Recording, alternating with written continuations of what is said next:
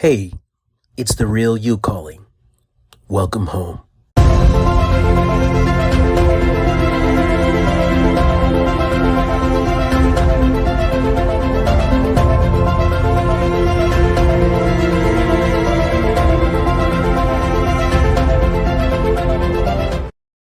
What would your life look like if you stopped second guessing yourself, stopped playing small, and finally broke free from the cycles that have kept you stuck? Well, that's what the Ignite Momentum Practicum is all about. It's a 6 week transformational coaching experience designed to help you break through people pleasing, self doubt, and codependency once and for all. And here's the best part, you get to choose your path. You can matriculate through the one on one accelerator. It's private, high touch coaching, you and me one on one.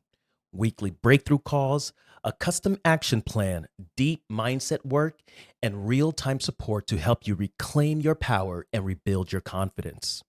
Option two is the group intensive. This is where transformation meets community. Weekly live sessions with a cohort of like-minded individuals, hot seat coaching, Q&A, bonus trainings, and a space where you're truly seen and supported without judgment. So whether you want personalized guidance or collective energy, the Ignite Momentum Practicum gives you the tools, structure, and support to stop circling the same patterns and start building unstoppable momentum. Ready to take the next step? Schedule your momentum call now at ignitingmomentum.co. That's ignitingmomentum.co. You'll find all the details there. You're not here to shrink, you're here to rise.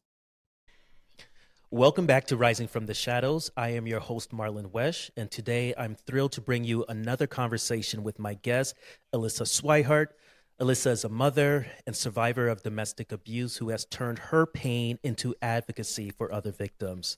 Elissa is the founder of Tala's Closet, a free resource providing much needed supplies such as clothing, sanitary supplies, and much more to victims escaping their abuser. Elissa is a living testament that the pain of our past doesn't have to dictate our future. Elissa, welcome to the show. Thank you so much for having me. I'm excited to be here. My pleasure. My pleasure. So today you're a fierce advocate for other women who have experienced domestic violence, and I think it might be perhaps easy for someone standing on the outside to see your confidence as you help survivors tell their stories and your strength as you advocate for women's right to safety. It might be easy to assume that you've always been this way, but the truth is a bit different, isn't it? Yeah. Can you talk about, and to your comfort level, of course, what your journey from victim to advocate has been like? Whew, such a loaded question.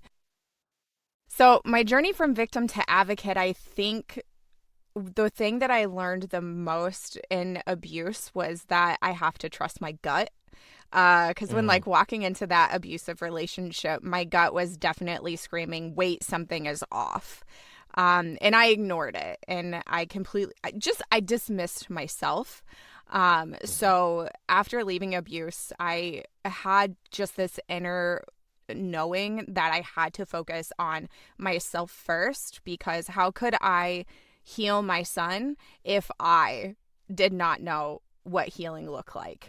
And so that first year after leaving, that's what we really just focused on was we both got into therapy through the domestic violence shelter that we used to leave abuse.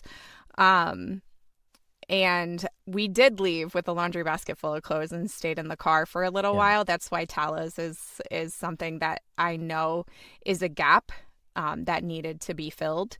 And then I ended up cleaning Airbnbs. And I've made a couple of videos about that on my social media about how cleaning Airbnbs is such a great opportunity for those who are starting over and can't afford daycare. So because you can take your kids. I took just a basket of toys every time, would plop them down in front of the TV, and then, away I would go. And that turned into the company that I was cleaning for asking for me to join their customer service team. And so I ended up doing that for about a year. And that's when we got our start over apartment, which was iconic because we lived in a literal castle.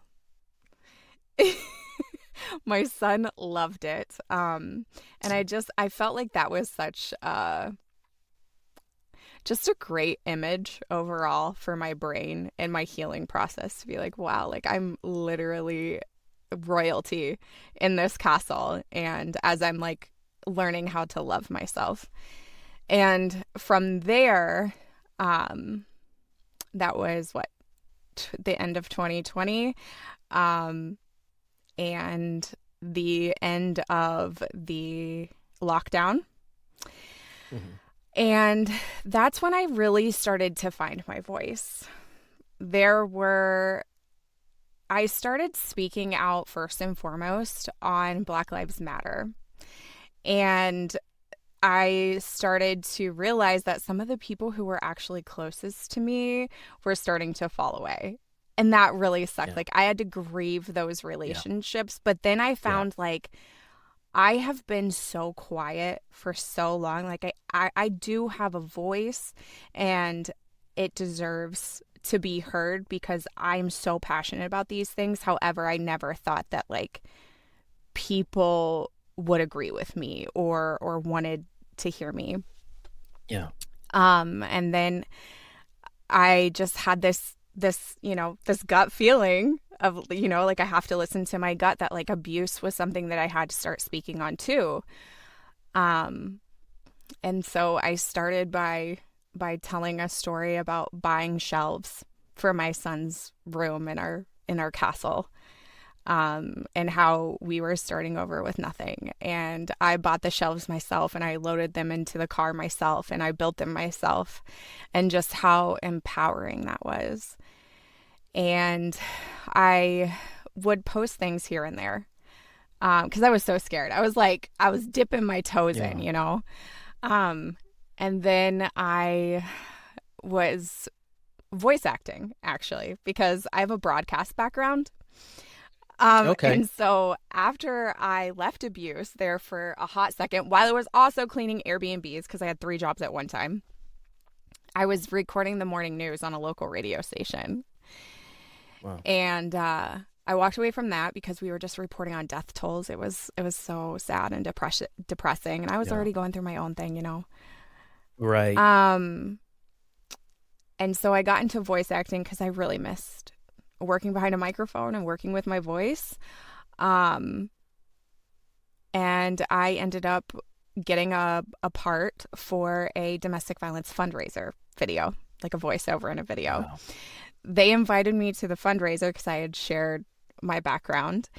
And then it just became this thing where we formed a relationship. They invited me back to speak at another one of their fundraisers. And that was the first time I ever talked about my story. And this, like, it was for 20 minutes. And I couldn't even talk about abuse itself. I talked about what survivorship looked like for me.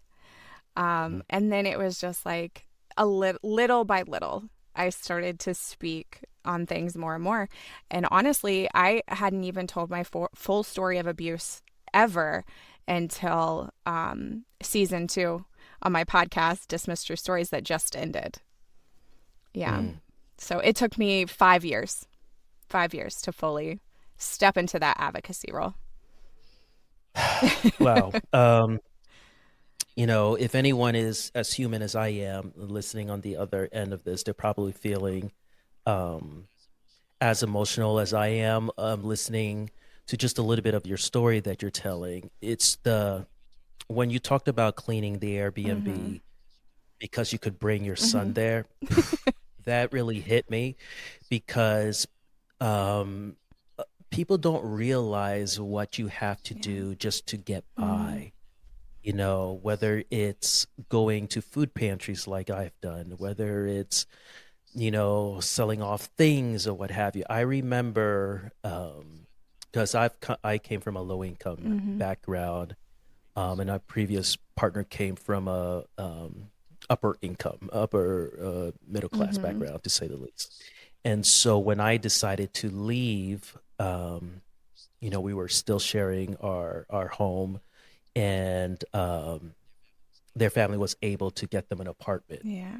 before we actually started, and that like killed, Hmm. right? Because I was still in the surroundings around me, and they were able to like get started um, quickly and somewhat seamlessly. And I remember at that time, I live in New England, and Massachusetts is I was incredibly gonna say not expensive cheap, place that's to for live. sure. Yeah. It's not cheap to live. And I knew for one thing, I said, I was like, I am not going to be that guy that has the sad divorced dad apartment with the, the folding chair in front of the TV and the PS2, Hmm. It's like I've always been really, really um, um, front and center with caring for my children. And so the idea of me not being able to provide them with something that was comfortable to get into killed me. Hmm. Um, but everything started adding up because they were able to get that apartment. It gave me an opportunity to move out of state right across the border to Rhode Island, which is far more accessible for housing. And I was able to get a large place that there's no way I'd be able to afford in Massachusetts. And I remember the first weekend that they were with me here. I had set up their bed and stuff like that, but there were boxes everywhere. And I have a video of my sons walking through the apartment and me feeling like afraid, like that, they're going to feel some type of way because of it. And the excitement on their faces and just going from room to Hmm. room and just like, oh my God. And then my oldest, he's obsessed with his younger brother. He's like, he gets to stay in the room with me because that was another thing. I was like, oh, they're gonna have to share a room, blah, blah, blah. And just more like I can't tell you how many times I go into their room. I was like, get out of your brother's bed, go back to your bed.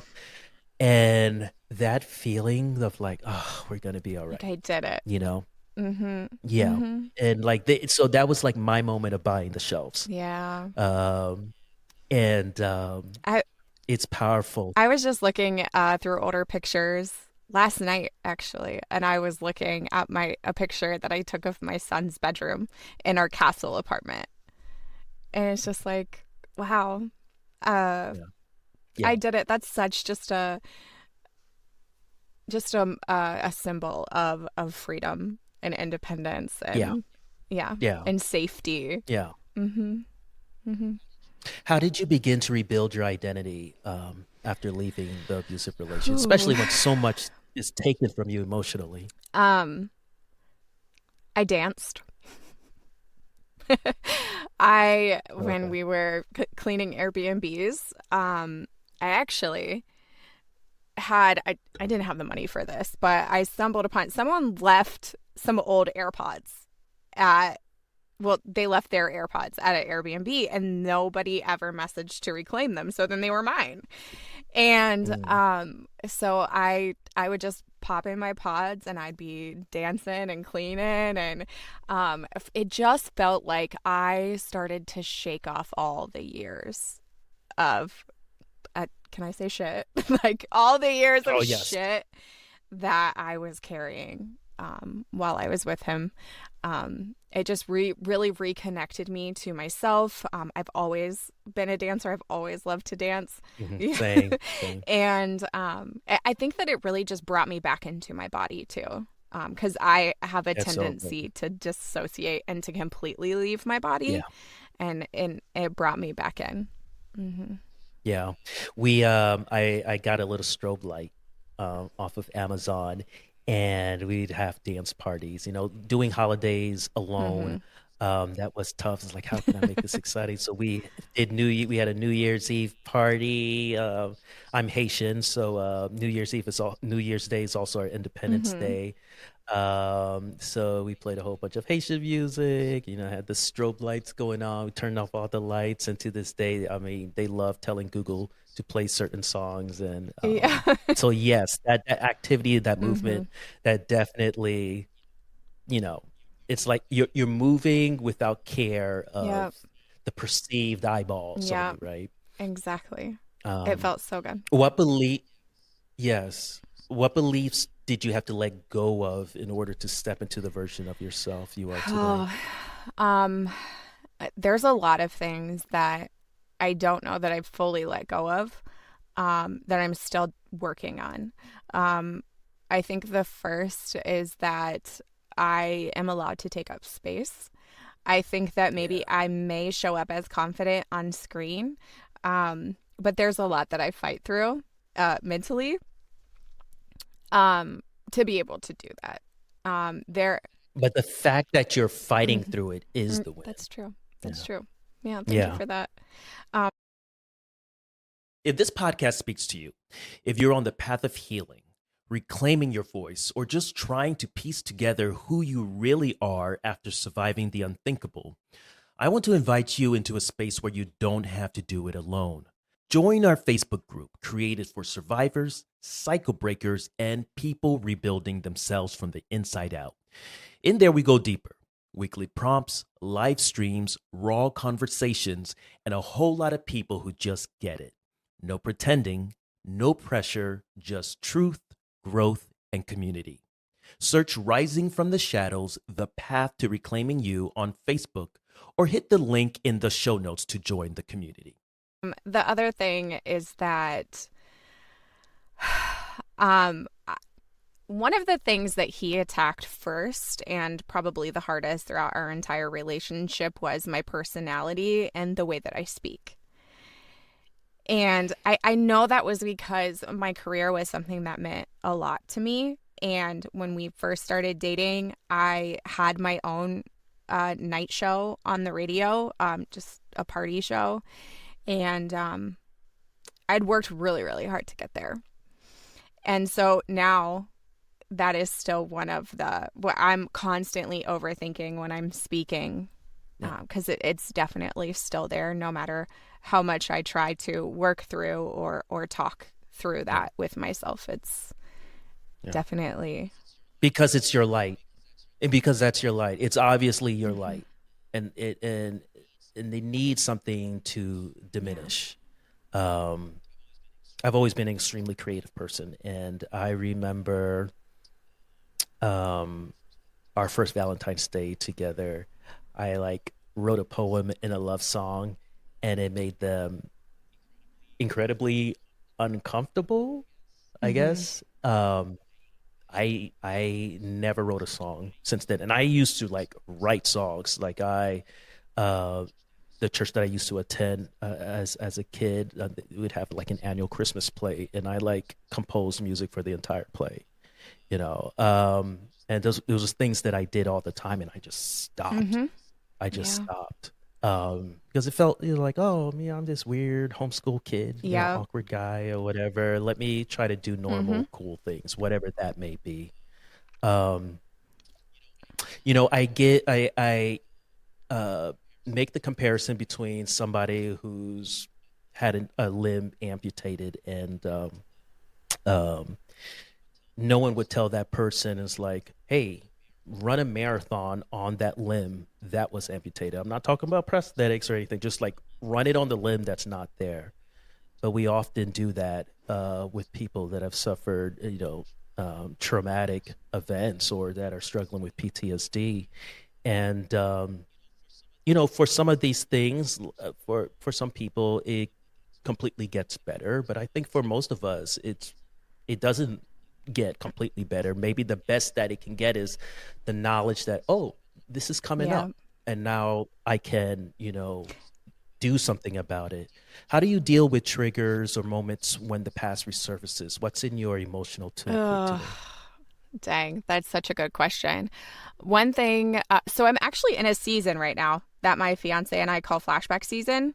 And it's just where I experience the worst thing that happened to me in that relationship through flashbacks and That's so panic wild. attacks. I'm October to March. Are you?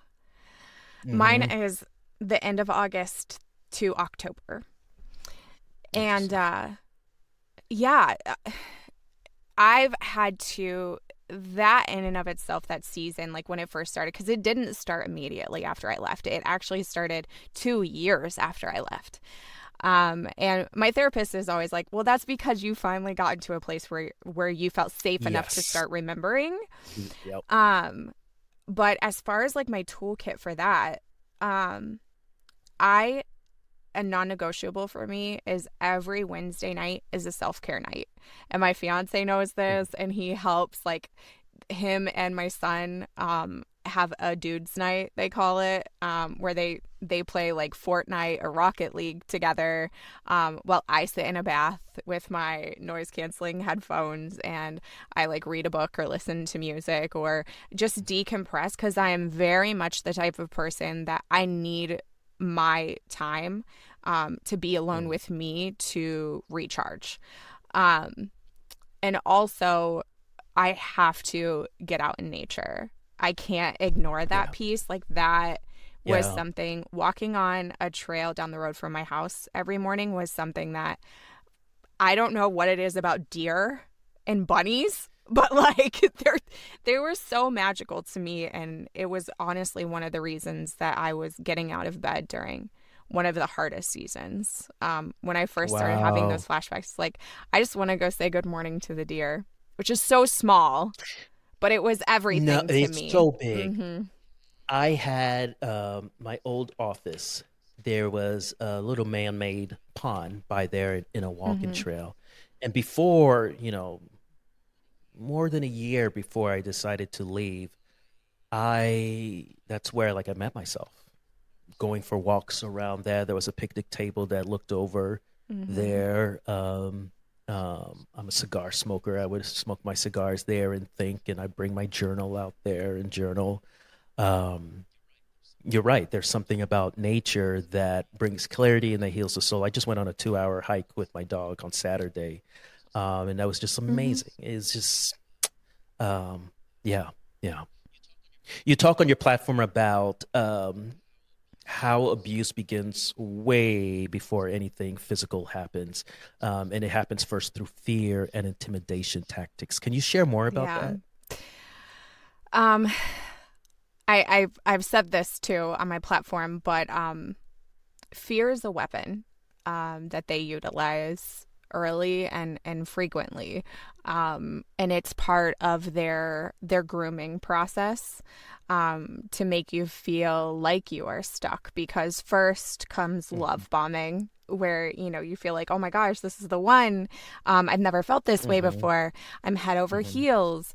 And then they start to confuse you, and in the confusion comes, step two, whether they realize they're doing this or not, is isolation. And Yes. they cannot isolate you without some sort of confusion and fear. Um, so for me, it looked like telling me that, basically, like, my family is worthless. And if we would go hang out with friends, he would tell me on the way over there, like, don't speak because you embarrass me. And Jesus. that would make he would be yelling at me, screaming at me in the car. And that's intimidating, because I've never been told not to speak because I'm embarrassing before. And I remember thinking, well, wait, like, I just got paid for Yeah. however Speaking is many my thing. years. Exactly. Like, how does this, like, make this make sense? And then those sort of intimidation tactics turned into punching holes in the wall, near me, but not directly at me. And then it would be a converse. Restraint. Exactly. It would be a conversation of like, Mm. well, I didn't hit you. Or hitting me with objects, not necessarily his hand. I was like whipped with wet towels. And these were things that I somehow was able to justify as not abuse, because society teaches you that physical abuse is black eyes and getting punched in the Yeah. face, or something along those lines. And so once they, I don't know, it's kind of like they tenderize you with intimidation tactics. They groom you to accept this sort of behavior. And because it's confusing, then down the Mhm. line, they just ramp it up. Yeah. And then it Yeah. leads to physical abuse. Yeah. Mm-hmm. Yeah. Um, that is my rule now. If I'm confused, it means no. Mm-hmm. Period. It just means That's a no. really good rule. Because yeah, it's like you assume people have best intentions, and that's all good and well, but like we're pretty smart people. Like, there's no reason for us to be confused. If it's confused, it's on Yeah. purpose. If it's confusing, it's on purpose. And you're right about that. Not only in the middle of the altercations and where there's that valley where there's a kind of a Mm-hmm. lull, those periods get shorter and Absolutely. shorter and shorter and shorter until it, maybe it used to be every 9 months. Now it's every 6 months. Now every 3 months. Now it's every Mm-hmm. month. Now it's every other week. Now it's every week. Now it's every day. And because it's just like so incremental, it doesn't feel like it's changed from 9 months between altercations versus Mm-hmm. daily. Because of that, what, where do you think the system fails most survivors of DV, and what do you believe needs to change? Oh, well, so much needs to change. The system is so incredibly broken. Court, for sure. Um, and I know there are systems changing. But I do wish more than anything before the separation, before the court process, I wish, and there are a couple of states that have passed high lethality legislation, like Florida was one of them. I know the Petitos were a large reason for that, Mhm. where first responders are taught to give this high lethality risk assessment on domestic violence calls. And if you Mhm. fall into that, then, these first responders act accordingly. However, there could be certain situations in that, like, I wish that this was something that was taught in schools, that people would know Mhm. how to look out for the warning signs. And this isn't just like a first responder issue. This is Yeah. a societal issue where we're not taught, we don't understand. Even me as a survivor, I thought that abuse was one thing while I was Right. experiencing a whole other thing. Right. And Yeah. I wish that it was something that wasn't so damn taboo, because then we could Yeah. actually talk about it, and it wouldn't make us stay for as long as we do. Um, and now, like, whew, I could open another whole can of worm talking about how, like, there's so many nonprofits who are losing funding and grants and all the things because of the current legislation. There's so Yeah. many things that are Yeah. broken. Um, so many things that need to be And that's by changed. It's design. absolutely That's by by design. design. You said that you wish you knew like what abuse was. So like I was horrifically physically abused as a child. So that was my benchmark, right? I was never hit. I'm a man in a heterosexual relationship. Like I wasn't hit by my partner. So I'm not getting abused, right? Right? Like that's it. I think what's interesting, I think it's the Mm-hmm. UK, um, where they've done a lot of work on coercive control, Yes. because that's the beginning stages that nobody Mm-hmm. understands, right? That's the whole like, why didn't you leave? Like, you don't get what coercive control is. It like no one starts abuse with just like bam, like that doesn't Hi, it's our happen, first date. I'm going to punch you later. Like, it right? doesn't it Like this, doesn't work like that. Yeah. and the fact of the matter is coercive abuse in every aspect of our lives. It happens at work. It Mm-hmm. happens in our romantic relationships. It happens in our family Yep. relationships. It happens with Mm-hmm. friends. It happens in our religious Yep. spaces. Coercive control is a huge, huge issue, and I feel like it's almost not so much the uh, physical abuse or what have you. That's the taboo part. I think it's the coercive Yeah. control part, because people don't want to admit how prevalent it is in every aspect of our society. Um, I just had a conversation with Dr. Cochiola. She's a professor at NYU, and this is her space, coercive control specifically. She has an institute that deals with that, and as you said, it's just like much needed Yeah. education, right? Any first responder can see like, oh, you have bruises on you. It's You the know, let's preventative let measures that were is the severely preventative lacking. measure. I mean, I know in school I was shown one video on domestic violence, and the entire time I was watching it, I was annoyed because I was thinking I am way too smart to ever end up Right, in a right, situation like this. right, And boy, they right. really do just creep in. I mean, he I mean, we're talking about trained psychologists that find themselves yeah. in these situations. Yes. Yes. Doctorate degree Absolutely. psychologists. Absolutely. It is That's how insidious sneaky. it is. It is so sneaky. Yeah. I mean, he drove 6 hours to surprise me at the radio station after a shift with a bouquet of flowers and my favorite chocolate. Did I ever think that that person who put that much Right. effort into my relationship would end up being the person who broke my ribs and my spirit? No, No. no. Mm-hmm.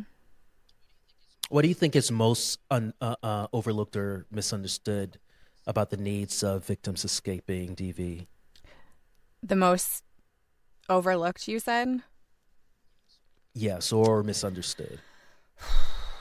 Um, I think there's a lot of discourse around this already. Um, but the pipeline from like why didn't she just leave to oh my god get over it already. Yeah, yeah, yeah. I've had people actually say that not directly to me but to my fiance and our relationship, like why is she still playing the victim when in fact you were just severely uneducated into what PTSD is. And I don't have a Yeah, choice when my body chooses to react in a certain way. I do have a yeah. choice after a panic attack has subsided to take care of myself in a certain way. But Hmm. other than that, like I gotta ride the wave until it's over, and it's not that's not fair because I had to Yeah, fight every single day in that abusive relationship to say like I'm a person who is worth something to come out of the relationship and try to heal myself and then to turn around and try to educate others and simply just exist from the residuals of an abusive relationship to have to fight to say wait, I'm a person that is worth something and you don't get to yeah, have an uneducated opinion. That is so hurtful.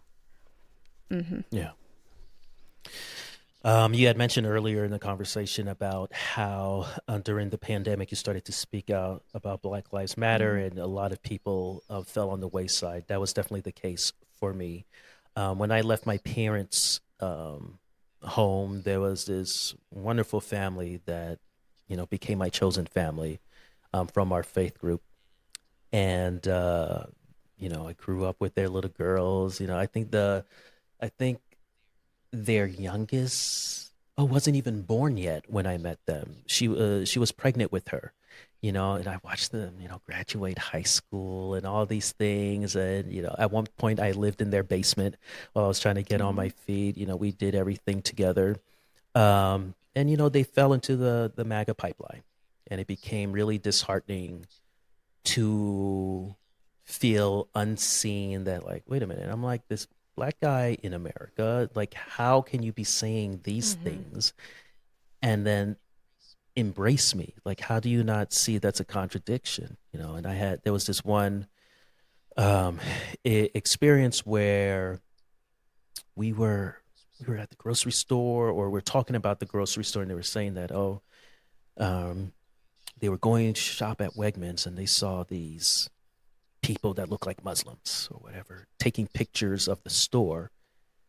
If you're listening to this and you've got a story to tell, whether it's your personal story of healing and reclaiming your voice or rising from rock bottom, or you're a professional with powerful insight into trauma, identity, resilience, or transformation, then I want to hear from you.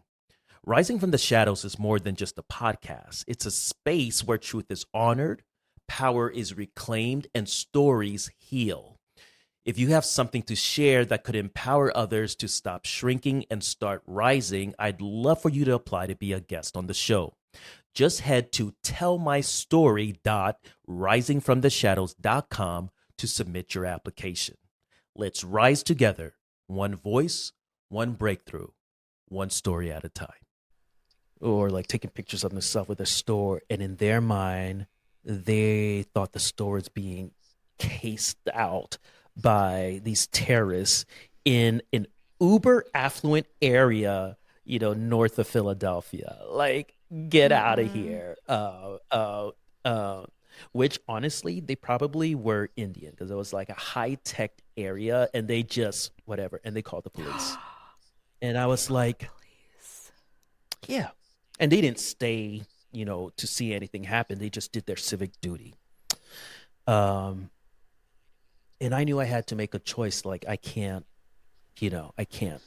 And so before I even left my abusive situation, I was no longer in Mm-hmm. contact with them.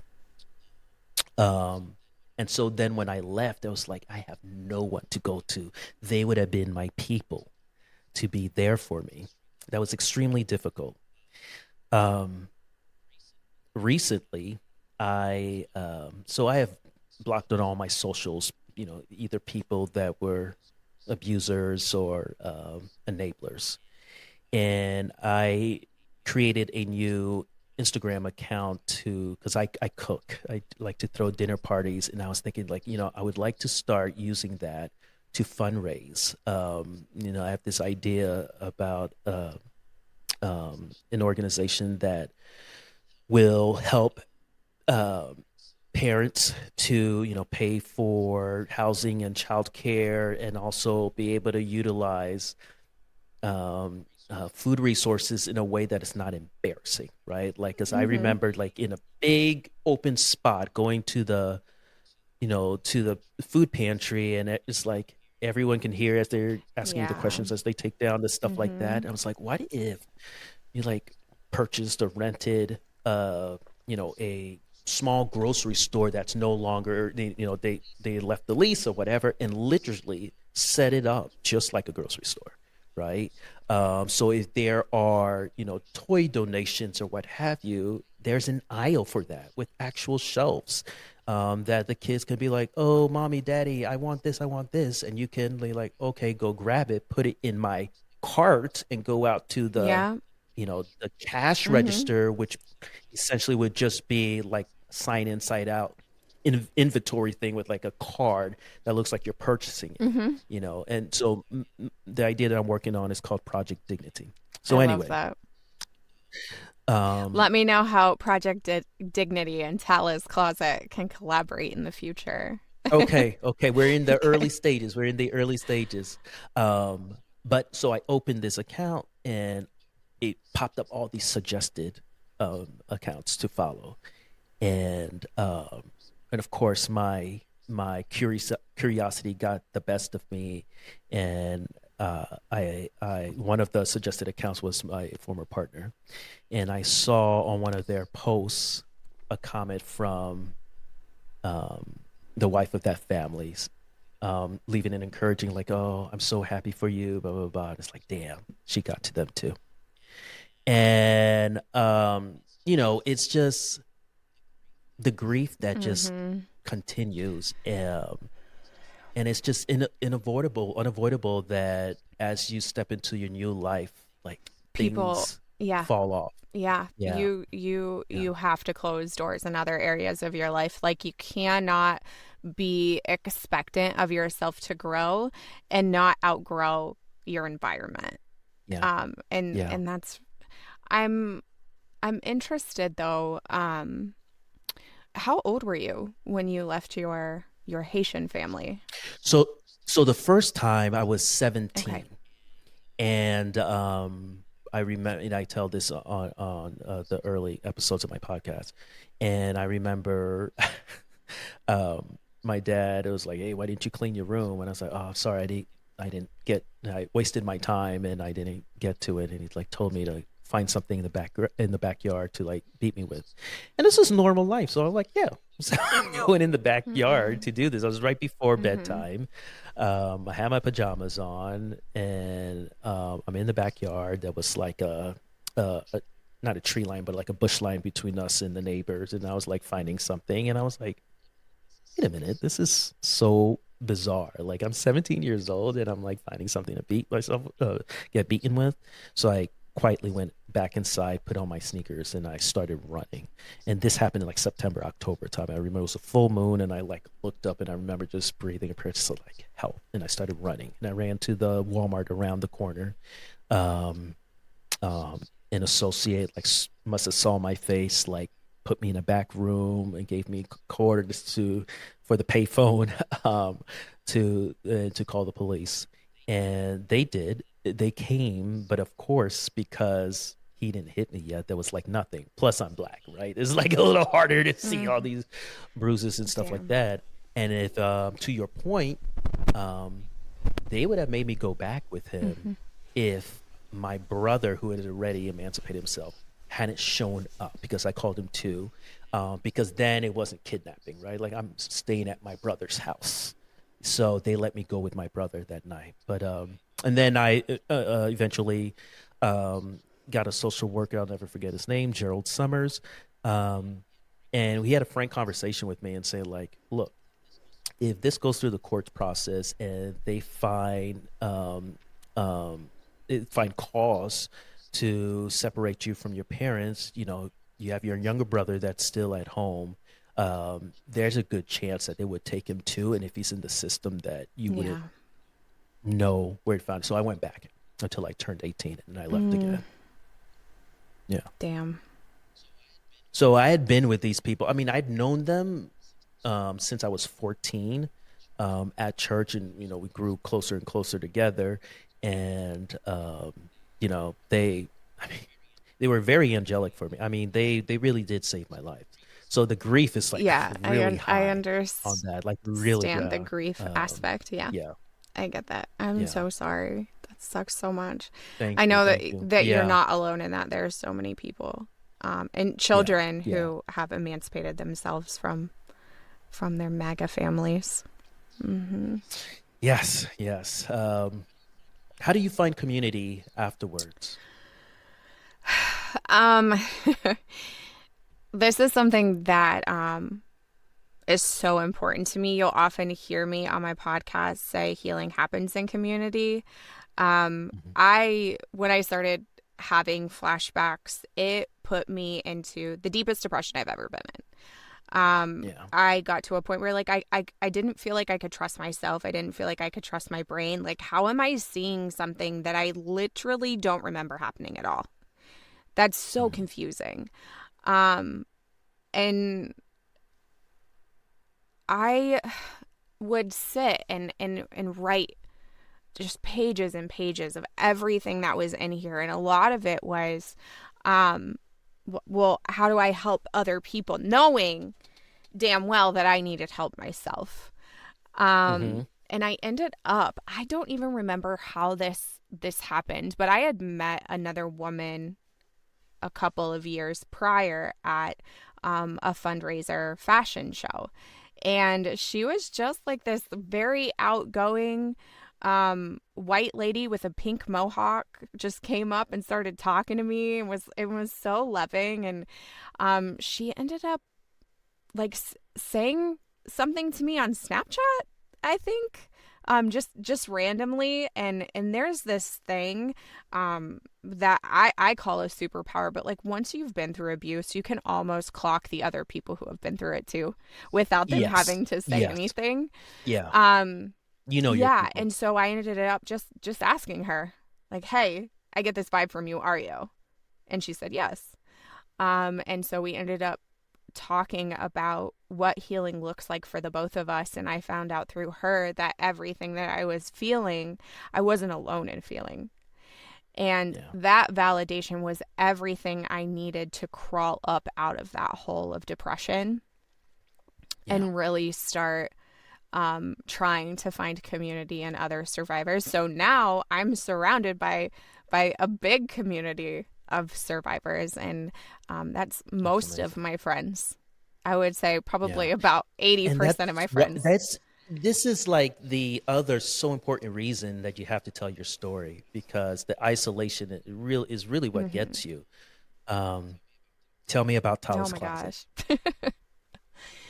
Oh, Tala. Today is her birthday. Actually, she would have been 23. Really? No. And so through the community center that I opened Tala's closet in, they are owned by a church. The pastor had Uh, can you first talk a little about who Tala yeah. was?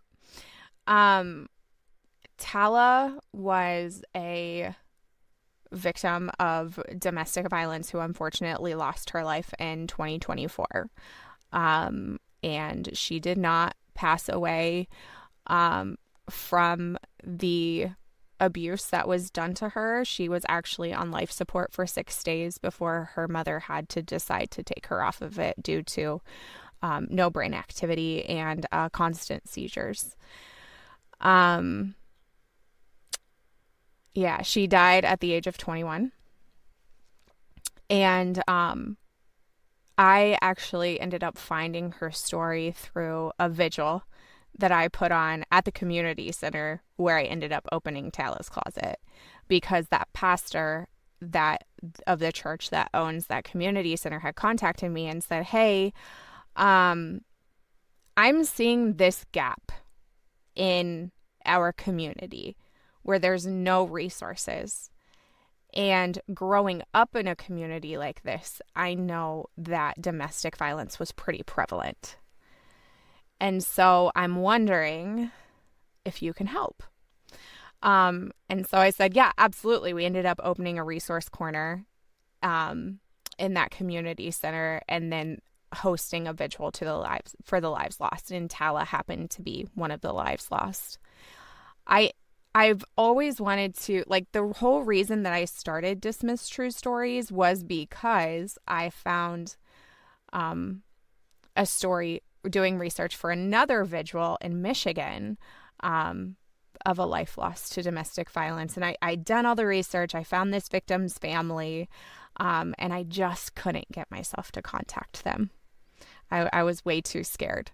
And so it was like a year later, here's Tala's story really hitting me in the feels and affecting me. So I decided to reach out to her mother. I invite her to the vigil. I ask if she would be interested in telling her daughter's story on Dismiss True Stories. And she was kind of upset with me, and she told me no. I get it. Like, I don't feel any type of way. I get it. But then after the vigil, I ended up sending her some pictures. She didn't come. She lives in Texas. So she started listening to the podcast and got a hold of me in January and said, "I've changed my mind. I've been listening. I've been watching your work, and I would be absolutely honored if you would tell Tala's story." So her and I have been interviewing since February about Tala. And in one of the interviews, she had mentioned that Tala's favorite movie is Robots. Oh, And in that movie, they reference see a need, fill a need, which is the mission of Talos.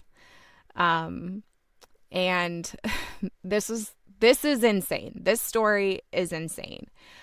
I talked to you about walking on that trail where I was like, I just wanted to say good morning to the deer and to the bunnies.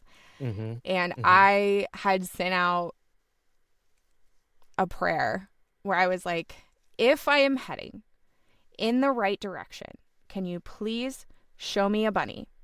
But not just a bunny in the wild.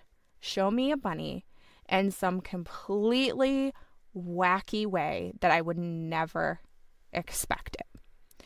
So after our first, Connie is Tala's mom's name, after our first interview, she ends up sending me some of Tala's artwork.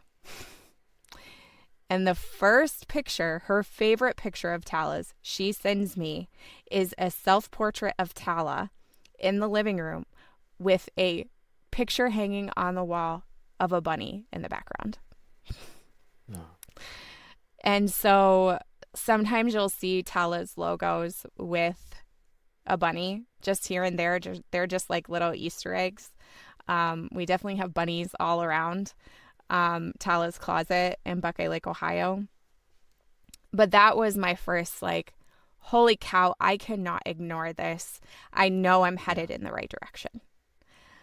And so I ended up contacting Connie again and said, hey, I've wanted to do this thing for a very long time. And I know there's a place actually where Tala lived and died that has just an empty room. They're not doing anything with it.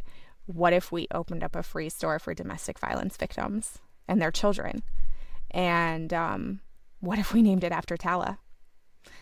And Connie broke down in tears and was like, oh my God, absolutely. Tala would love this. And so we worked for 6 months, just really grinding, networking and making those connections to make Tala's Closet possible. Mm-hmm. Yeah. Oh, yeah. shit. Yeah.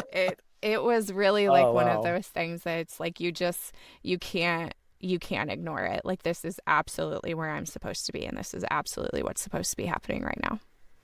Mm-hmm. Yeah. That's beautiful. Thank you so much for sharing Tala's story and sharing your story. I know our listeners are going to walk away with so much inspiration and insight. Where can listeners connect with you, learn more about your work, and support your mission? Yes, I am on TikTok and Instagram. TikTok at the DV Survivor, and at Instagram at the DV Survivor Sisterhood. I do cross post on either one of those. Sometimes there's different videos on each one, but I do have a link in each one of those bios where you can donate to Tala's. You can also listen to my podcast, and I haven't been able to release any of Tala's stories so far just because we're still pending trial, which is supposed to happen next month in October. So after trial, I will finally be able to bring the world Tala's story. Okay. And of course, we'll put those resources in the show notes. Thank you again so much for sharing with us today. And to our listeners, thank you for joining us on this very sobering episode of Rising from the Shadows. Please don't forget to subscribe, like, comment, and share. And if you can go on any platform that you listen to your podcasts on, go ahead and give us a 5-star rating. I greatly appreciate that. And of course, as always, remember that healing isn't the absence of shadows. It's learning to thrive in your own light. So rise today, rise tomorrow, rise always, because the shadows doesn't stand a chance. Take care. If you're an event organizer, HR leader, or educator looking to bring a powerful voice to your stage, someone who speaks truth, ignites momentum, and empowers your audience to rise above what's held them back, then I want to talk to you. My keynote, Rising from the Shadows, is more than a talk. It's a transformative experience that shows people how to stop shrinking, start healing, and stand fully in their story. I've lived it, I teach it, I walk people through it. So if you're building a lineup of speakers who don't just talk but move people, head over to marlonwesh.com to create something unforgettable for your audience.